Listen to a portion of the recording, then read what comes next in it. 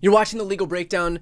Glenn, I think you would agree that it's really difficult to get us surprised at something that's happened at the hands of this administration. What we're about to talk about today is exactly that, to the nth degree.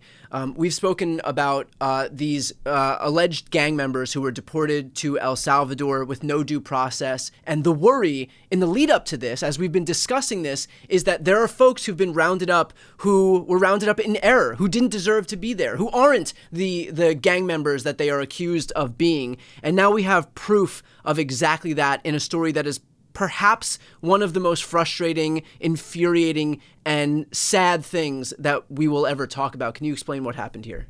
You know, Brian, this is exactly what the due process clause of the Constitution is designed to prevent. And Donald Trump just virtually shit all over the Fifth Amendment due process clause. And here's what happened. A young man by the name of Kilmar Arbrego Garcia, who is a legal resident of the United States, and who actually had a court order protecting him from being deported to El Salvador, issued by a judge in 2019. We just learned that as part of this, mass roundup and stuffing into planes of alleged Venezuelan gang members, they snatched up this young man who happens to have a wife, a 5-year-old special needs child. Both he and his wife work full-time, according to the court filing. And I'll say it again, he had the protection of a court order saying he may not be deported to El Salvador, in part, Brian, because in 2011, Kilmar fled El Salvador, where he was being pursued by the gangs. His parents were being threatened and extorted by these gangs. He fled here, and he was not to be deported back to El Salvador. And the Trump administration and the ICE officials didn't care. They stuffed him on a plane with no due process as guaranteed by the Constitution, and they sent him to a notorious terrorist prison in El Salvador. How do you think he will fare down there now that he has been unconstitutionally sent to the very country he fled and the very country a judge ordered he not be deported to? And that leads to my next question is this tantamount to, this guy has a family, and so I don't ask this lightly, but is this tantamount to a death sentence for this guy? Yeah, you took me right where I was not wanting to go. When I say he's not going to fare well being returned, to the country from which he fled and being stuck in what is reportedly one of the most dangerous prisons where torture of prisoners is reported to be a regular occurrence. And here's the kicker, Brian. Let's add insult to injury to outrage. The Trump administration is now telling the court two things. Whoops, it was an error. Sorry, we shouldn't have done it. And we don't think we have a mechanism to bring him back. Are you effing kidding me? So they are basically happy to have whatever is about to happen to, Mr. Garcia down in that El Salvadoran prison. And they can't even be bothered to defend themselves. They just said, you know what? We're going to chalk this one up to an administrative error. You know what? You believe that? I'll bet Donald Trump has got a bridge to sell you. He'd probably throw in a couple of tunnels. Right. That's the thing. Are you telling me with all the agreements that we have with El Salvador that allows us to just, without any due process, deport these people to their country, we have no mechanism whatsoever to bring back somebody who is a legal resident, who is there as the result of an administrative error, that we have no mechanism to bring that guy back? I don't believe it.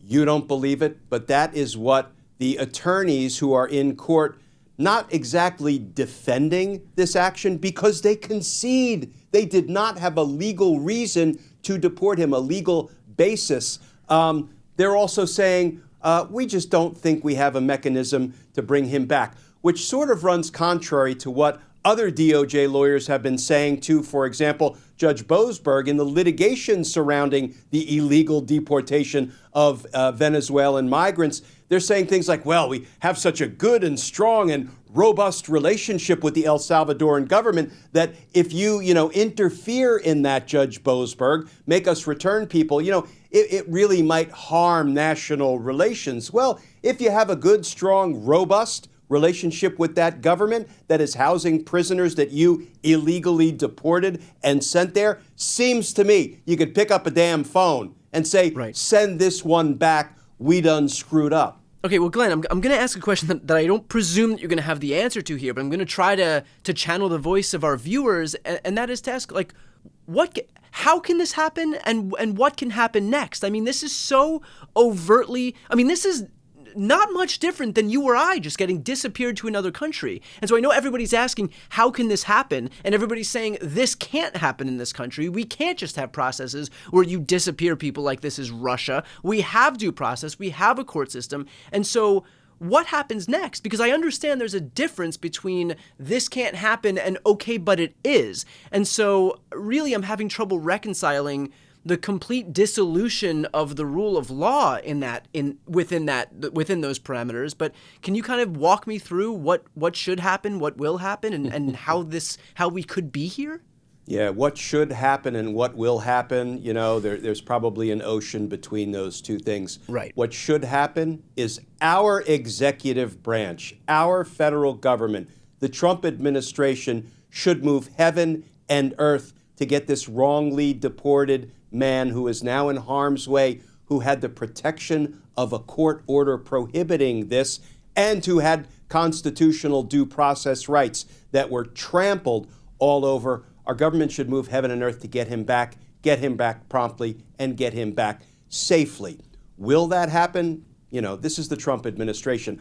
I actually think Donald Trump is celebrating, maybe quietly, maybe pretty soon loudly, because if you'll remember, it wasn't that long ago that he posted that he was willing to terminate the Constitution. And Brian, he has put his money where his mouth is. And I don't want to turn this into a legal breakdown law school class, but very briefly, Kilmar Abrego Garcia had due process rights. What does that mean, right? That sounds like a very kind of vague and uncertain term. But here is what it means. There are 15 words in the United States Constitution in the Fifth Amendment, and they are, no person shall be deprived of life, liberty, or property without due process of law. What does that mean? Well, if before you can be sentenced and imprisoned, due process means a whole heck of a lot. It means you got to be indicted. It means you get an attorney appointed to you if you can't afford one, and that attorney under the Sixth Amendment must provide you with zealous representation. You have a right to a jury trial. You have a whole bunch of rules, procedures, and laws that govern what that jury trial must look like. You have a right to a unanimous verdict by a jury. You have a right to a full and fair sentencing hearing before a judge pronounces sentence. Those are all due process rights. But when it comes to deportation, something like this, you know what your due process rights are? They're very simple. They're not burdensome. Basically, two rights. You have the right to notice from your government before your government does this to you, and you have a right of an opportunity to be heard. And Brian, all Donald Trump's administration had to do was take Mr. Garcia before a judge, and he and his lawyer could have held up that 2019 court order protecting him, prohibiting our government from deporting him to El Salvador, and he would be home with his wife and his 5-year-old child right now. But the Trump administration didn't care. They didn't do it. I'm not buying it was an administrative error. The cruelty and the arbitrariness is the point. Why? So he can deter lots of other folks in lots of other ways. So Donald Trump wanted to terminate the Constitution. Well, it looks like, he may have had his way with the Fifth Amendment's guarantee of due process of law. Right. I completely agree. I think that this isn't necessarily about this one specific person. This is about Donald Trump showing his detractors that he is exactly as all-powerful as he perceives himself as being. And so he doesn't care what person he has to steamroll through in order to get his way. He's trying to send a message, and everybody that gets hurt as the result of that, that's that's just collateral damage. He's not worried about what happens to 1 or 2 or 5 or 10 or hundreds or thousands of people on the road to him showing that he is capable of consolidating power. The goal here is the chilling effect that this will have in terms of people saying, oh, if I stand up to this guy who has consolidated all of this power in the executive branch, I'm gonna get plowed through. That's really his goal. And so he was able to do that by virtue of sending this guy away. So to your exact point, he's not looking to bring him back because the fact that he can be disappeared in an extrajudicial way is the point unto itself. It's not about this guy. It's about Trump being able to display his power. And that's Brian, that's the sad part of all of this. Yeah, let me just try to give you a more concrete answer to your original question. What can be done? You know, desperate times call for desperate measures. Judges can certainly push envelopes, but they can't push them beyond the law or the Constitution. But one thing that does come to mind is, listen, the Trump administration and these ICE agents that engaged in this unconstitutional deportation violated a court order, violated a judge's protection order saying Mr. Garcia cannot be deported to El Salvador. One thing the court has available to it is the power of contempt. And if a court wanted to inspire the Trump administration to get a plane down there to El Salvador and bring this man back, the judge could say, I am going to begin to hold everyone in contempt who was part and parcel of this unconstitutional deportation that violated a judicial order. And you know what? You want to purge the contempt? You just go ahead and bring Mr. Garcia back pronto. And then maybe I will consider, releasing you all from contempt. There are things that can be done. They're not usually done because push doesn't usually come to shove. Traditionally, the executive branch will relent if they are caught red-handed doing something this wrong, this unconstitutional, and this contrary to a court order, and they will try to make it right. Well, if they're not going to make it right, then the courts need to pull every tool out of their toolbox to try to force the government's hand, force the Trump administration's hand. Glenn, what do you make of the fact that Trump's literal first act in office was to release 1,600 insurrectionists because their political ideology comported with his, and yet will not manage to lift a fucking finger for this guy who was knowingly wrongfully deported to a foreign country, one that he himself fled because this guy is brown? You know, my view of the Trump administration and where our nation is right now, Brian, is that crime is on the rise.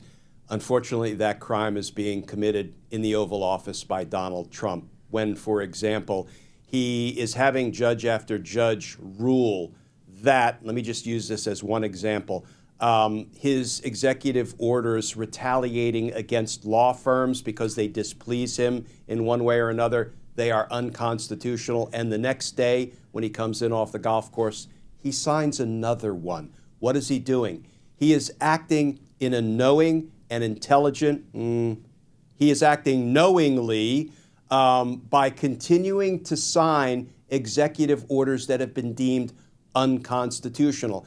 You know, if that's not a complete abdication of the responsibility of a president to take care that the laws of the nation be faithfully executed, for gosh sakes, I don't know what is. Yeah, I could not have said that better myself. We will leave off there. And Glenn, as soon as we have any update, of course, you and I will come back and bring this to the folks who are watching right now.